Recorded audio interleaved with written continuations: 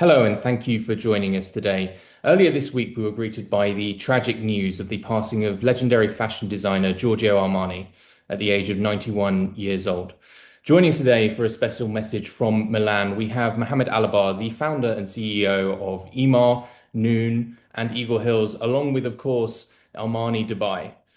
Mr. Alabar, I understand that you recently, moments ago, just joined us from meeting with the family. Obviously, my first question has to be, how was that? What is the feeling like there in Milan? Well, thank you so much, Matthew.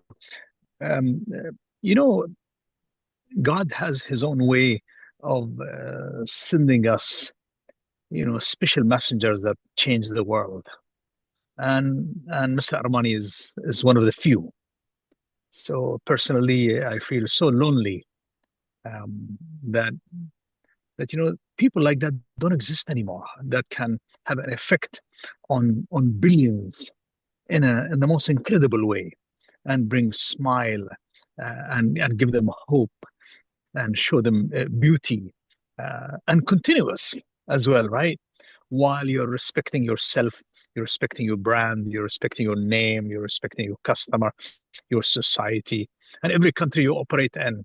So, I have no words, but just to say that really, when I looked at him, I was really very emotional. I couldn't control myself because I feel, the burden that he was carrying on on on behalf of all of us to bring us joy. And I can't thank God enough, and I can't thank him enough, and his family and all his staff and all the people who enjoy what Armani is all about. So it's a very sad day, but I came back and I had another feeling because we for the past 1 year we are redesigning our agreement together that we're almost done now to go global with our hospitality venture. And and I came back determined that we're going to carry that legacy. But I promise you, Matthew, we will carry it, especially in the hospitality sector. And people better get ready because we will show them something that's have never been seen before. Well, look, I'm very excited to hear more about what this legacy will look like. But before we look to the future, I think maybe we should spend a moment on the past. It was nearly 2 decades ago, I think, that Giorgio Armani chose you and chose to buy for the first hotel in the chain you're referring to. That was a very personal relationship. Why do you think it was that he placed that trust in you? Yeah. Well, this is also very emotional. I was thinking about it last night when I landed in Milan, and I just said that, you know, 20 years ago is, my company was about 8 years old. Probably my balance sheet was shaky. And, we're getting there. We're trying to get there. I mean, um, and he trusted me with his name. This is a very serious matter. And for people who care, and I know there's a lot of people who care, but we as tribal Arabs, when you give me your name, I'll guard your name with my life.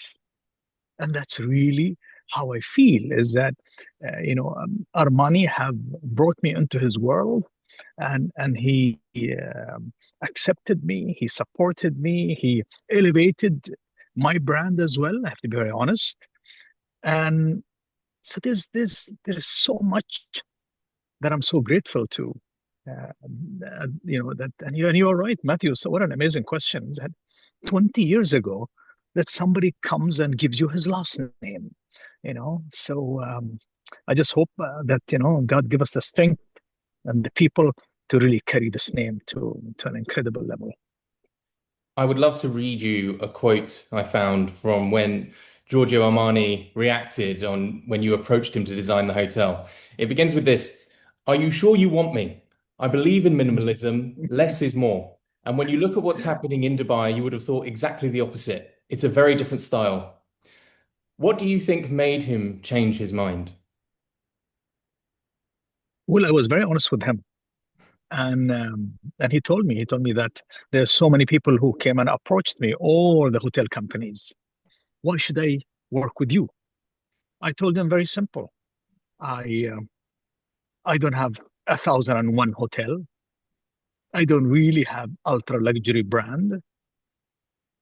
But by that time, I was just built few hotels, not a lot. But I said, your name will be everything for me. The only thing that I'll focus on compared to these other great companies that have many, many names. For me, it will only be you and nobody else. And I said, for you also to give me your name and to trust me, I will never, ever let you down. And he thought about that. And then I received the call, like, I think 10 days or 2 weeks after that. And we had another cup of coffee and we shook hands. And he says, Muhammad, I trust you with my name. That is an incredible story. Do you think the Armani Hotel marked in itself a turning point for what is now Dubai's global standing as a destination for elegance and sophistication? Well, somebody like Armani, they believe in simple elegance. And they go through an evolution that, like everything else, of course, but he's so careful about what to do and how to start it, watch the industry, then decide what to do. And I think that we got there while you've got now all these hotel companies, and they're great hotel companies, that are racing to open here, open there, because there's a private equity behind them. There's a public company, their quarterly result. So build, build, build, build. Yeah, because of the rate of return. Myself and Mr. Armani, God bless his soul, we don't believe in that. We believe in quality. We'll do it at the right time. We're not rushing. We don't have a private equity behind us. We don't have a public company behind us that need to achieve numbers. We want to achieve quality like nothing before. And that is really the new plan. The question was, how do we connect this idea of a focus on quality to legacy and the importance of maintaining that legacy of Armani into the future? Yeah. Well, it's if you want to really talk about legacy, I think just look at Giorgio Armani company. How long he'd been in business. He's still private. It's still owned by him. He's not motivated by this economic cycle or that investor's call or that partner. He's only focused on his customer, long term, right? Growth, quality, and nothing and customer.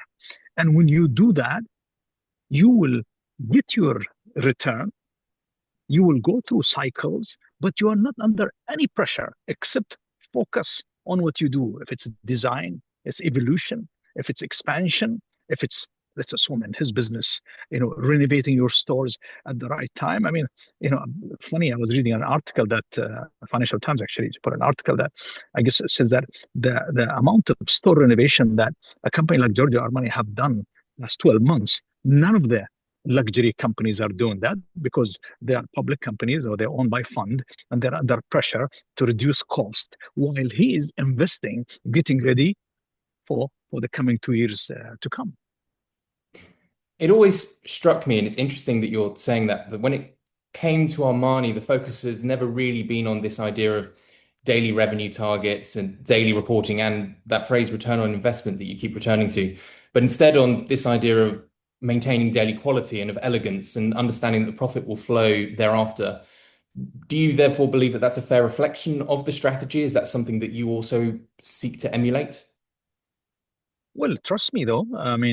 As a private company, the way they review their performance, and if you look at their reports, they are tougher than a public company internally, very tough. And by the way, one of the things I learned from Mr. Armani, many things, one of them was not allowing anybody to travel. By the way, we talk about costs. In Armani, actually almost nobody's allowed to travel. This executive travel, which is waste of money and time. I learned that from Armani. Therefore, in Armani, actually, nobody travels. But guess what? Zoom have proven that Armani was right. but I copied him almost, I don't know, 10 years ago. I followed the same philosophy. So yeah, I mean, you of course you have to focus on quality, long-term customers, but you have to have stringent systems within. And Mr. Armani's systems are very, very stringent internally, financially. I mean, Obviously, we're having this conversation on Zoom, so you're proving the point already there. Uh, so, look, you've mentioned a couple of times a relationship that you've had with Armani himself, and obviously the brand going back 2 decades. How do you see that relationship evolving into the future? as we said earlier, Matthew, is that it has been 20 years, and I'm thrilled that Mr. Armani have trusted me with his name, and that's very valuable, and that's something I'm very proud of, and something that I'll protect with my life. Um, I am looking forward. We had many beautiful discussions about our dreams of going beyond where we are today. These discussions they were still going on. I really dream of creating one of the most incredible luxury hotel company in the world, without any doubt. And I promise you, I will not let him down. God bless his soul. So still, there is inspiration, and I think I hope that in the near future, after the organization adjusts itself, we can share really some exciting news about an incredible journey uh, to to make sure that the legacy of Giorgio Armani just gets better and better, and that's the least we can do for a great man like him. I think that's quite a touching and warming way for us to bring this all together at the end. There's just one more thing I want to ask you about because I would be remiss, of course, given the news this morning on a completely separate matter regarding Noon's plans to IPO in Saudi Arabia and the UAE. Uh, Yeah, as I say, I think it would be remiss of me if I didn't ask why is sure, the sure. time now? Why are we announcing an IPO for the time being? And what is your vision for Noon over the next 3 years? Well, somebody asked me the question, so I had to answer. It's as simple as that. Our shareholders, our board, always debate that subject. Uh, and again, uh, we're not that crazy to just basically jump the gun. Noon is a baby. We want to make sure that this baby is healthy, and the baby is healthy. Therefore, yeah, we can open our mouth and say, yeah, our baby is fit. Hmm, within the coming 24 months. Yes, because also I think the world of e-commerce have changed. That's all, philosophy of let me go public, buy my share. I'm still making losses for 15 years. That's the Amazon story. No, sir. No, no, we don't do business that way in the Middle East. We do business is that we want you to see our profit, look at our trajectory of our margins, growth, uh, and we're not in a hurry to go public. We're not under you know the story of private equity who invested and want to cash out, and you have to sell out in 5 years. No, no, no. We don't do business that way. I mean, look at all the companies I'm involved in. So doing it right many, many times, and I think it's a local hero for the Middle East, and we want our customers to be able to have the pleasure of buying uh, share in Noon, and we'll keep that close to our heart, and we'll take good care of them, and we'll fight for them because you remember the idea of starting Noon was not about business. It's about guarding our economy. We do not want some foreign companies to come and control the e-commerce scene. They can come and compete with us. We have no issue with that. And that's why we say that even if they come and they compete with us, I bet you they can't because it's our territory. We know the rules. We have the greatest team in the world, and we work really hard. So, if you want to compete, come on, join the club if you can. That's certainly a battle cry. Uh, on that note, Mr. Alabar, it only exists for me to thank you for your time today and thank you for joining us directly from Milan. Our thoughts are obviously with the family. Thank you very Thank you much. so much.